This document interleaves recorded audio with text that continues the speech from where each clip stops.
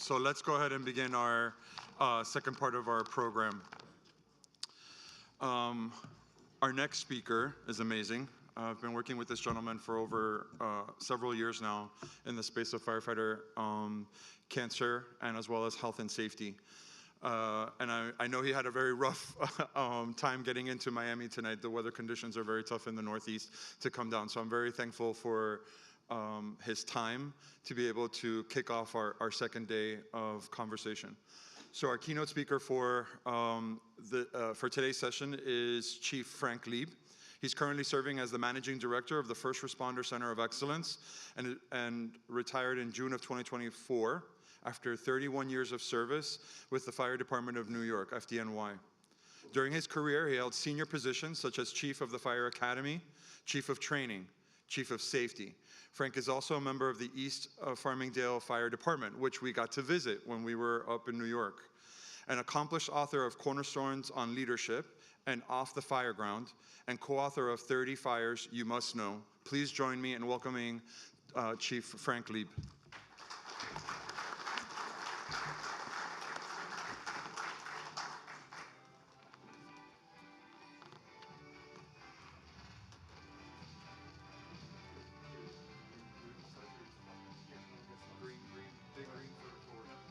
Good morning. Good morning.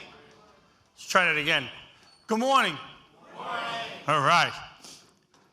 I got into my hotel room last night a little after 2 in the morning. So when we're talking about cancer, that's not good, right? Sleep deprivation is not good. So I'm telling this to the wrong audience. 2019 first conference. I believe I was here when it was in June. And then all these years later, here we are, still fighting, still moving forward, still doing what we need to do. Except now I'm retired, technically. Although I keep taking on other jobs. So even though we're all these years later, the initiative is 10 years old, but cancer remains the greatest threat to our profession ever. We will lose more brothers and sisters to cancer this year alone than we've lost on the fire ground in the past 5 years combined. I'm tired of losing my friends. But it's not all bad news, which is why we're here. And I think about, it's not just cancer. You think about how much the fire ground has evolved and how a single firefighter doesn't know their job, that doesn't have an understanding of fire dynamics, can have an oversized impact on the fire ground.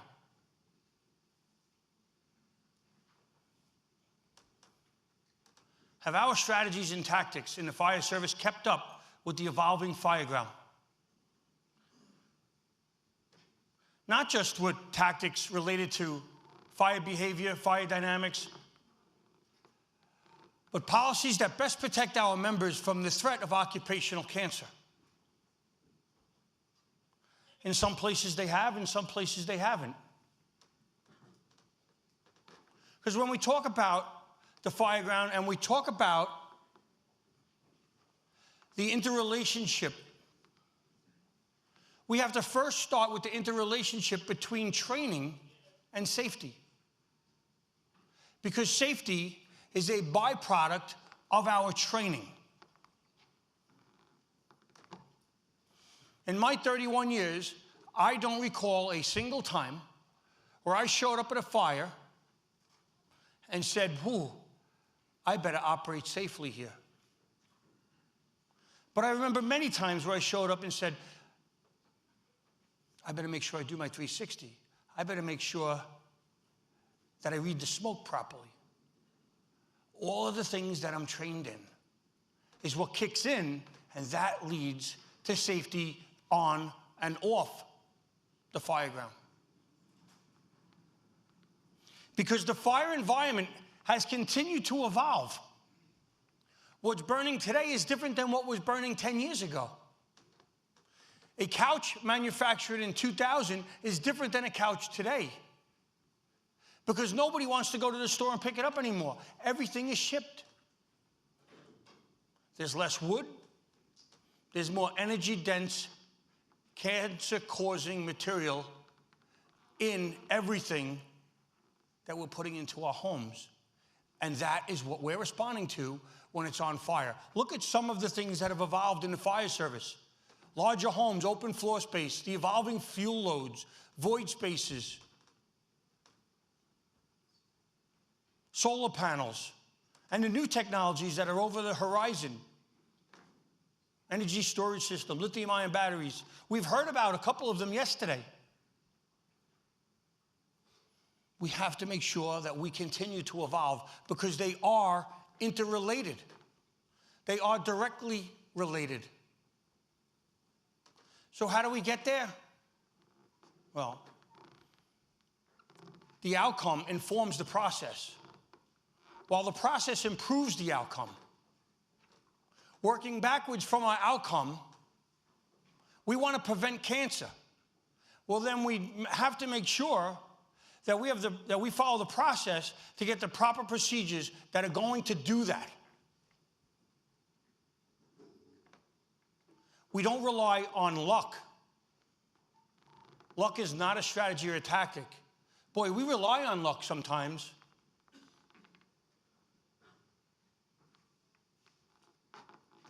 And sometimes we're lucky and sometimes we're not. But we have to change that. Because if we rely just on the outcome, and I recently read a book that was recommended to me by Mike Richardson, who recently retired from doing fire investigations. And he handed me this book, Thinking in Bets. And one of the examples they use in it is somebody who drives drunk and gets home safely one time. Well, my outcome is a good outcome. So that means that I can continue to do that. And I'll always have that good outcome. That's not the way it works. We have to make sure that the research, that the information that we're getting in places from here, the information from the poster contest, the information from the people that are speaking here, from the people that have tables outside, it leads to better long-term outcomes. And we look at the statistics. This is a pretty dated slide.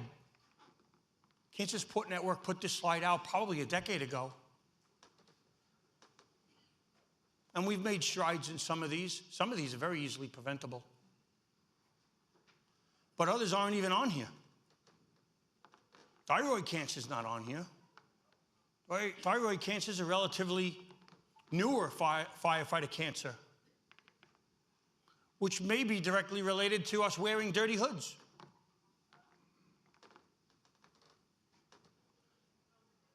Again, making sure that we are doing all we need to do, all we should do. 1585. This was greatly informed by the research committee. This is no longer a draft. This is now issued.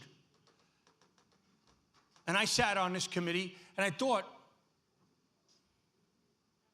we need to make sure that we keep this simple, that this standard needs to be simple and easy to read. And then I'm at the fire academy one day, and I see Firefighter KISS. I don't even know Firefighter KISS. I didn't even know we had a Firefighter KISS. But I see him operating, I take a picture, because to me, it defines what we were trying to do in this standard, is balance the safety of our folks with the inherentness of the firefighting job. Firefighting is a dirty job. And there's times where we're going to be exposed more than we would like to be because we're saving lives, especially early on in an operation. And this policy, this standard, the NFPA 1585, really looks at cancer in a very common sense, straightforward way. And we were able to balance that.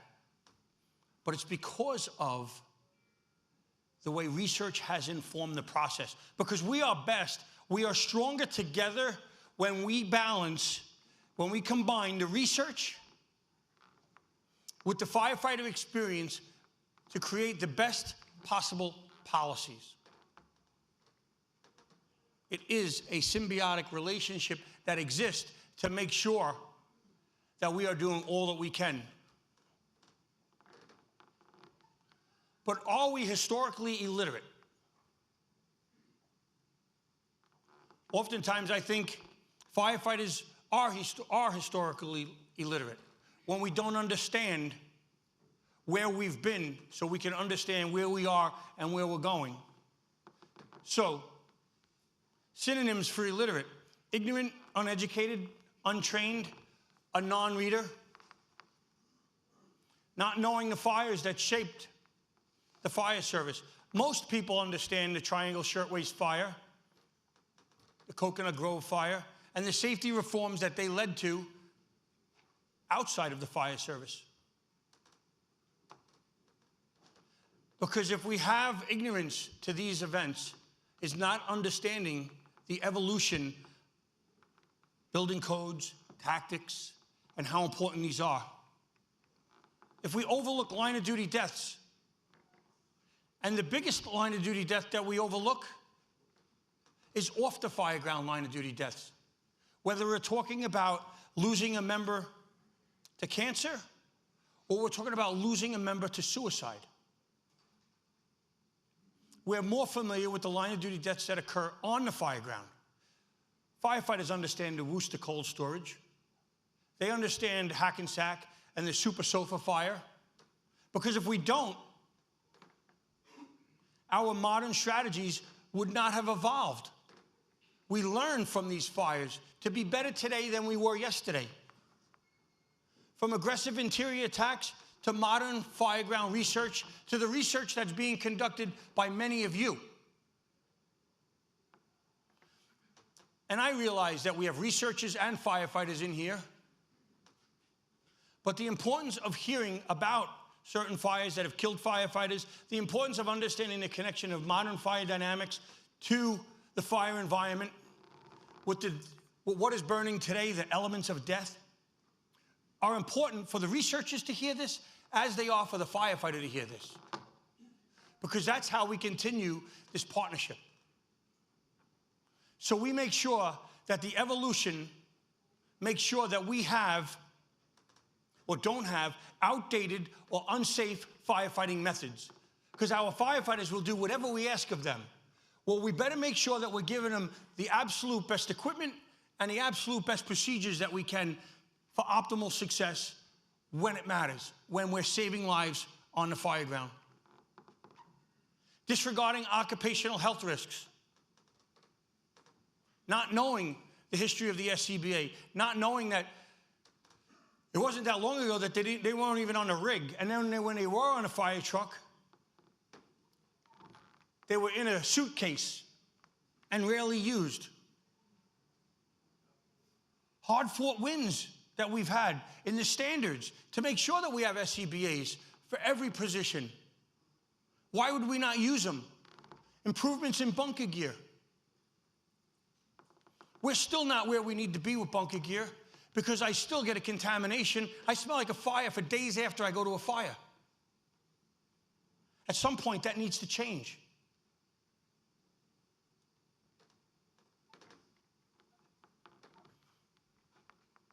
And understanding all of the people that help us. Not just the firefighters, but it's our dispatchers, our fire marshals. Because do we do enough for our fire marshals, for the fire investigators? All of these are important, and we cannot undervalue their contributions. And far too often, we do. Neglecting the culture of the brother and sisterhood and the traditions. Understand that that lack of historical knowledge erodes respect for the traditions, leadership, and the sacrifices of the past. Many of the fires that I already mentioned. We want to make sure we don't have an insular mindset, which we don't at a conference like this. There's people from everywhere. You're going to hear later from somebody from Chile. Right? We're going to hear from you in a little bit, right?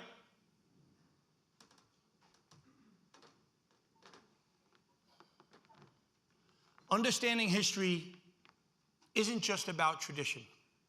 It's about survival. It's about every hard lesson that's been paid for in the blood of firefighters. This is what has shaped the fire service. Cancer is part of that history. The eradication of cancer from that history is going to be the next chapter. To be historically illiterate means risking repeating mistakes, undervaluing the sacrifices, and failing to carry the legacy forward of those that came before us.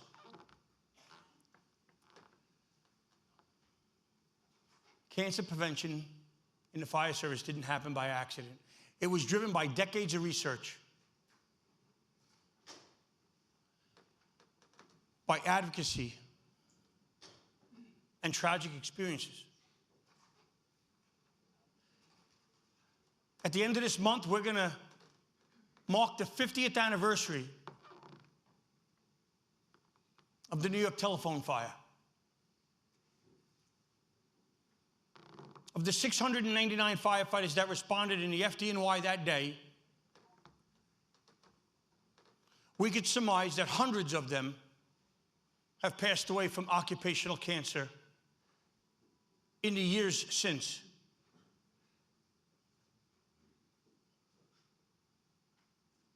In the past year, we lost Danny Noonan, who's pictured there, who was a fierce advocate. He was also the first new firefighter on Ladder 3. He was the Irons firefighter at that fire. I've written about him several times, including in the 30 Fires You Must Know book, where he wrote one of the chapters. That was a glimpse into the future 50 years ago. If we could be time travelers and travel back to that fire, we would see a fire where firefighters didn't use, in a time when firefighters didn't use SCBAs, and they were trying to use SCBAs there, in a fire that had lots of modern style contents before they were prolific in our homes and in our lives the way they are today. And that anniversary is coming up next week. At the New York City Fire Academy, we honor their sacrifice. We honor that fire and make sure we have a learning wall there, so every firefighter that comes into the New York City Fire Academy will learn about the New York telephone fire. It's about preventing historical illiteracy, because to not know the details of the New York telephone fire is to not know the history and to not understand the early beginnings of cancer in the fire service at the levels that we see it today. Cancer has long been a part of the fire service, unfortunately, but there's been a change directly linked to what's burning today. The general population's cancer incidences increase when you're in your 60s, 70s, if you're lucky enough, 80s and 90s. That used to be the same for firefighters. So when you talk about excess cancers, which is what we're trying to eliminate, because the numbers correlated with the general population, it was different. The metrics were different. Today, though, when we're seeing firefighters in their 20s, 30s, and 40s getting diagnosed with cancer, that has to be an eye-opener for change. Younger, more aggressive cancers than we've ever seen before. It's that interrelationship between what is burning today. But what about cancer research in the fire service? And what about the historical context? What does that mean? Because, as I mentioned, we've long faced a cancer risk due to toxic chemicals. And where we've come. I think about the book In the Mouth of the Dragon, released in 1990, the first edition, 2 years before I became a New York City firefighter, and how many decades that book was ahead of its time. And we'll talk a little bit more about that in a little bit. So recognizing that the researchers in the room may understand the history, but I'm sure the firefighters don't. Let's go over a brief historical timeline of cancer research. In the early years, pre-1980s, no awareness, no protection. Firefighters didn't use SCBAs. They would work as long as they needed to. First in, last out was the mantra. The cultural mindset, soot's a badge of honor. Weren't cleaning your gear. No studies, no research going on. We start to see small changes in the 80s, suggesting a link between firefighting and cancer. NIOSH starts tracking cancer. Protective gear usage starts to get a little bit better. We're not quite to the bunker gear era yet. Growing concern in the 90s, still limited action. As I mentioned, I got on the New York City Fire Department in 1992. Our SCBA bulletin mentioned some of the chemicals that were in fires, but little more. We started to recognize diesel exhaust, which is a known carcinogen. But cancer prevention remained secondary to operational training. Nobody was putting it in their procedures. 9/11, perhaps a tipping point. We started to recognize the toxins that the firefighters were exposed to. The World Trade Center Health Program, which continues to document these exposures even to today. The national attention started to grow. Research starts to gain momentum. I'm now later in my career. In the early 2012, I get promoted to battalion chief in the New York City Fire Department. And I remember the research going on. I remember coming to this symposium. Other studies get produced. Organizations like the Firefighter Cancer Support Network, which there's an army of them here today, the work they do, we should all appreciate that. University of Miami hosts its first annual cancer symposium. And I know it says 10th annual for now, but it's, I recognize it's not the 10th one. It should have been, but it's not. The National Firefighter Registry started. Policies and procedures are starting to change. We are in the enlightenment era of fire service research. Whether we're talking about what's burning, whether we're talking about sleep, whether we're talking about cancer prevention, the work that UL has been doing, there's so many people pulling in the same direction, oftentimes on the same rope, to get us to where we need to go, to be better. But it didn't happen by accident. It was driven by you. It was driven by, who's here for the first time? Raise your hand if this is your first conference you've been to. Raise your hand if you've been to at least 3. Yeah. It was driven by all of us. You are the chosen ones. I'm preaching to the choir. And I know part of the choir is online. And I'm preaching to them too, because even though they couldn't get to sunny, beautiful Miami, where it's only 60 degrees, I don't know what happened. Although I'm not complaining, it was 25 when I left New York. But it's driven by the collective, all of us, and knowing the history and not being historically illiterate and understanding that the sum, the component parts of all of us is way greater than the individual. And the teamwork that is necessary for us to continue to drive it forward. I love seeing so many brothers and sisters here in uniform today. That shows me that the fire service gets it. The value that the fire service sees to being a research and collaborative partner with everybody else in this room. Because this didn't happen by accident either. The good doctor was in Lyon, France, along with so many other great people working to get this done for us. And I remember being happy when I saw this for the first time, when I heard the announcement. They changed firefighting to a Group 1 carcinogen. We should be horrified by that.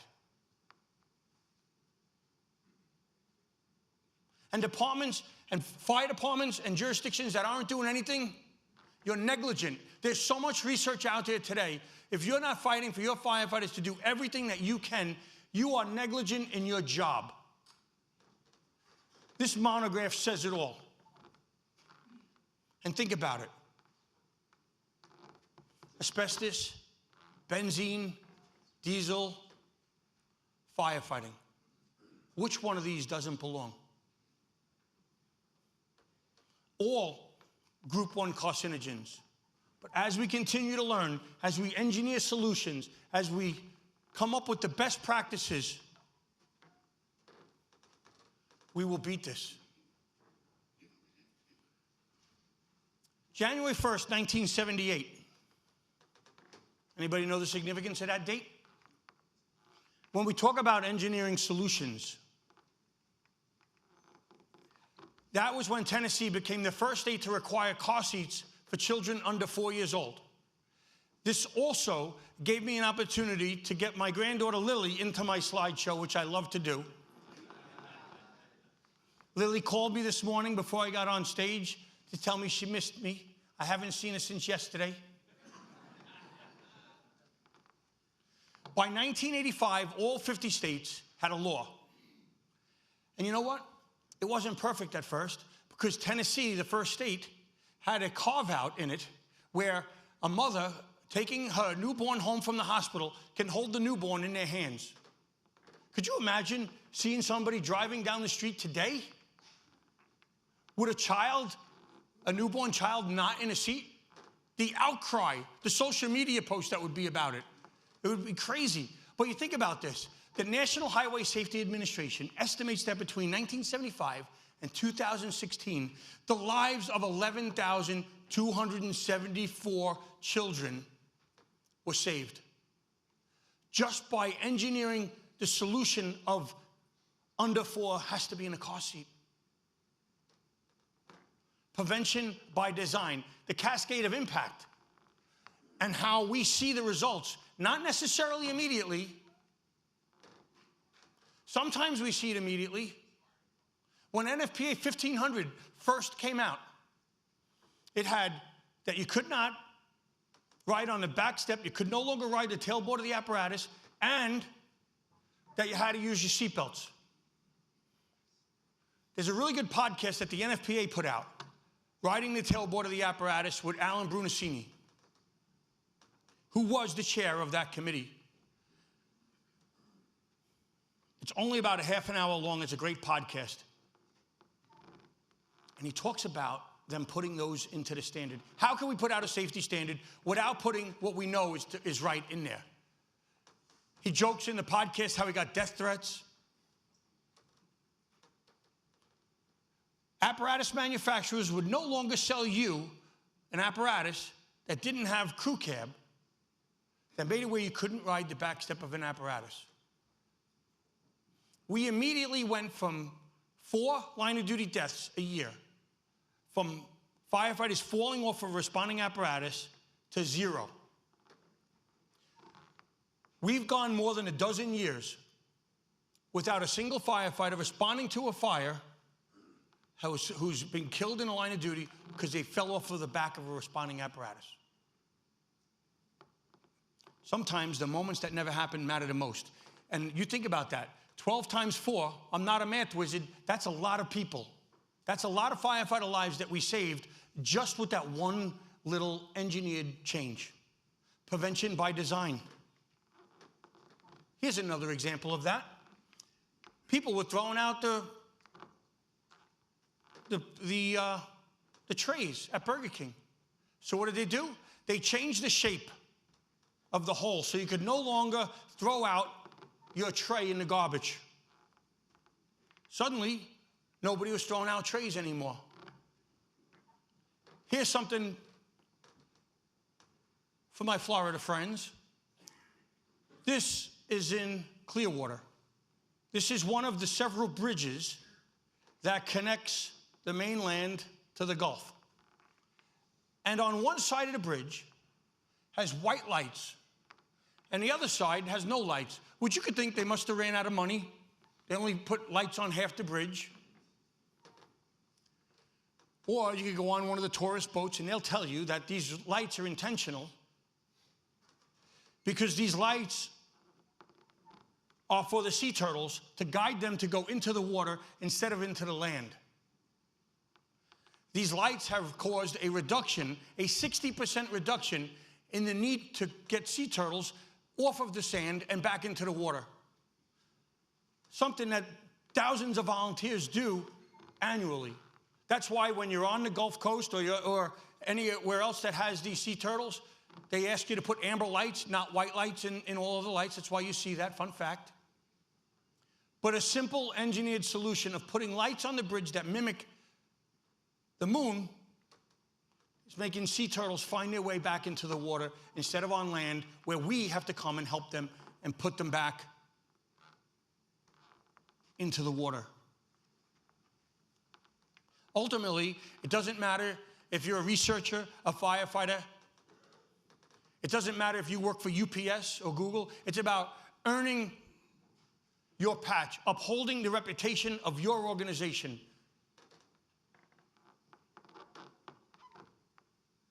Collaborating the way is necessary, forming the relationships that you need, being worthy of the organizations that you represent. For the firefighters, in and out of uniform, on and off duty.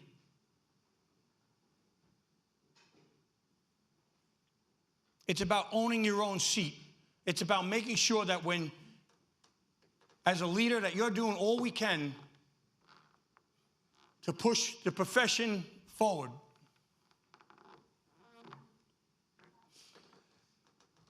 It's about making sure that we minimize the impact or have no slugs in any of our organizations. It doesn't matter if I'm talking about a research organization or a fire service organization. Every organization has their share of slugs. How do we prevent, what don't slugs like? This is the interactive portion of the program. Salt, you ever put salt on a slug? No, I'm the only one? I'm the only one that's ever put salt on, all right, so bear with me here. So you put salt on a slug, they shrivel up, they want to avoid the salt, right? So what I want you to do is be the salt in your organization. Whatever that organization is, be the salt, because you repel those slugs and you push your organization through, even during adversity, even at times when you feel like you may not be going in the direction that you want. The research maybe hits a brick wall. Whatever it is, be the salt in your organization, because we want to repel those slugs. And because sometimes the moments that matter the most are those that never happen. We're going to play a video here, actually 2 videos. This is Mike Champo, 38-year member of the FDNY who recently retired. You're on. Hey, Chief, congratulations on your 30 years, all right? You know what we say to the young guys? Hey, John, you get in the sink, all right? Well, you're right about that. Have a safe tour. Good man right here. Not afraid to get his hands wet. Amen. How you doing today? Lieutenant Mike Champo here, coming from live from a recliner. Probably one of the worst things in the firehouse, right? You know, one of the best things we like to hear over the radio is start a line, right? We know we're going to work. But when we start seeing those lines hooked up to different machines with some harsh chemicals in there, and you know it's going in your body, it's never a good day.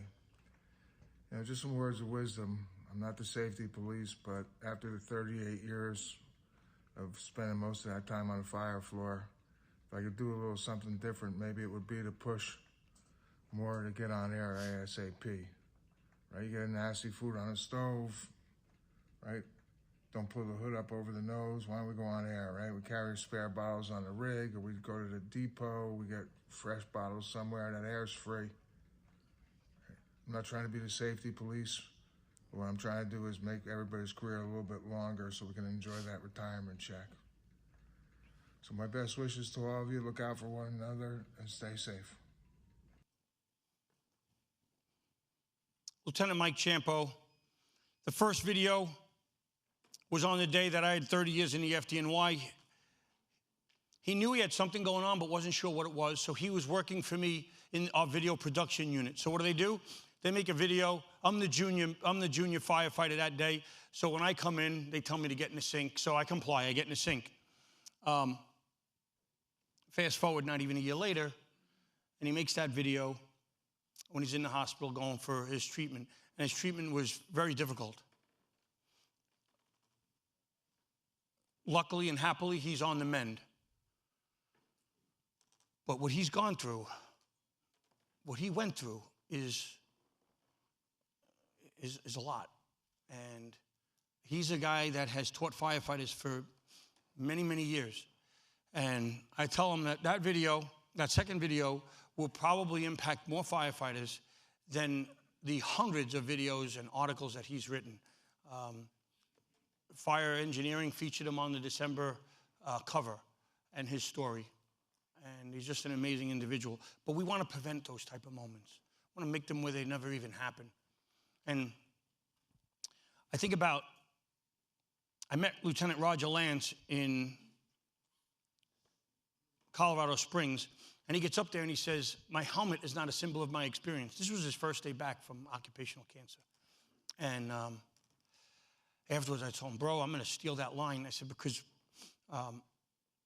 I posted these pictures on Facebook of a fire that I went to, and somebody posted, hey, bro, next time you go to a fire, give your helmet to the squad so you get it dirty. And I'm thinking to myself, what should be my reply? I think I replied, bro, haven't you heard clean is the new salty? When I would have said, my helmet is not a symbol of my experience. Because for many years now, after every fire I go to, I send my gear out, and I wash my helmet. Not just the inside liner of the helmet, but I clean the outside of my helmet as well, because my helmet is not a symbol of my experience. So if I came up here today and I had dirty, smelly, ripped up bunker gear, would you think that I have a lot of experience? Or this crowd wouldn't, right? Because I could fool the spectators, but I can't fool the players. This crowd would say, this guy is ignorant to the hazards. Likewise, if I was your surgeon and I came out here in my white lab coat, but I look like the butcher, it's full of blood. I'm ready to do surgery on you today. Hopefully this room would clear out like it's on fire. My helmet is not a symbol of my experience. If you're a firefighter and you go to a fire and you don't clean your gear, whether you send it out or you clean it in-house, you're a fool. You are taking time off of your life. How much? I don't know. A day, a week, a year, a month? I don't know. But you can be sure that you're taking time off of your life. Those bucket list moments, I want to live to see my granddaughter as long as possible. Those things matter. And the good doctor happened to be with me when I was out there in Colorado Springs. And when you think about the salt, the good doctor is the salt. My helmet is not a symbol of my experience. And hey, the best time to plant a tree was 20 years ago. All right, so let's use 10 years, right? Because this project's 10 years old, but I like the 20 years. The second best time is today. So I'm walking down the street and I see this sign. I'm like, typical government. It says tree coming soon. Rather than plant the damn tree, they spend money on this saying it's coming soon. And then I walk on the very next block and I see that they actually are planting the trees. So what we're doing today, what we did 10 years ago, we will enjoy, and the future generations of our profession of firefighters will enjoy the shades of our labor many, many years into the future. Think about that every time as you're moving forward, whatever you're doing, that's why we plant trees today, because we may not see the shade, maybe we will. Because we're already seeing the shade, what we saw with IOCS changing the designation of our profession based on research, the policies and procedures that have evolved, NFPA 1585, all of these different things are directly related to the work that everybody in here has been doing. So my new job is with the First Responder Center for Excellence. I encourage you to follow us on social media. Here are QR codes to follow us. We'll be hosting a mental wellness and suicide prevention symposium in Nashville, Tennessee. We just extended the deadline to sign up for that. I urge you to attend. And it's what's important to you. So I took Lily to Disney when she was like a year old. She'll never remember it, but it wasn't for her, it was for me. But whatever is important to you, whether it's my new firefighters in the FDNY, my new firefighters in East Farmingdale where I volunteer, my wife, my children, my granddaughter. Mike Gaglione, he says, he calls it the bonus air. That's for mama, that's for your family. That you think about your family when you're ready to take off your SCBA face piece in a fire. Think about Mike. Do it for Mike. Mike Champo, who you saw his story. So I'm reading children's books again. It's funny, I like to read my Cornerstones of Leadership book to my granddaughter, but my wife's like, don't read that to her. Read the Lorax. Fine, so I read the Lorax, but this applies to you. Unless someone like you cares a whole awful lot, nothing's going to get better. It's not. It's all of us. It's all of us that are the salt, that are ending historical illiteracy, because change starts with each of us. Prevention by design or earning your seat and your patch. It begins with us. So, this, In the Mouth of the Dragon, which came out in 1990, I'm currently co-writing a second edition geared towards firefighters of that book with the amazing Deborah Wallace, who is the original author. I don't know if that cover is going to wind up being the cover, but I wanted to make sure I included it in this presentation. So I called her up one day. Actually, I sent her an email. She only replied because it was from an FDNY email address. And I said, hey, I want 200 copies of your book. Because you see, what was happening at that time is that every time on Amazon the book would go under 20 bucks, I bought it. So I artificially inflated the price. There were times where the cheapest book was $200, $500. So I'm a chief, so I was cheap, so I didn't buy those when they got that expensive. But I would buy them and give them away, because that book is what motivated me. She said, that can't happen, it's out of production. I said, well, how about you do a second edition? She's like, I'm in my 70s, that can't happen as well. This is all on the same Zoom call. How about I co-authored a second edition with you, and we highlight the 6 chapters of the fires that you highlight in it. She said, fine, we could do that, but I don't really have enough time to work on this. She's put so many hours into this, and we're going to use almost all the chapters. It's going to be a fantastic book. She was generations ahead of her time, talking about toxic fires in the age of plastics in 1990. Really incredible. Fire Engineering is going to be the publisher of that. We anticipate that it'll be out sometime next year. And with that, as you see, I like to incorporate my granddaughter. So for those keeping score, that's 4 pictures of Lily in it. And that's all my contact information. Thank you for what you do every day. Whether you're a firefighter, whether you're a researcher, we're all in this together, and we are absolutely, positively stronger together. Thank you so much.